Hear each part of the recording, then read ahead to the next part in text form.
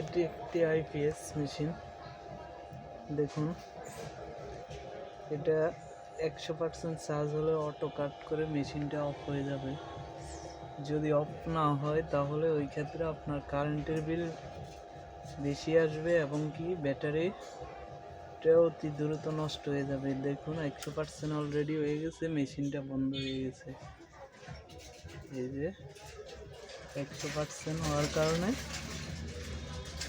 Battery 100% charge হয়ে গেছে, fully auto cut করে নিছে।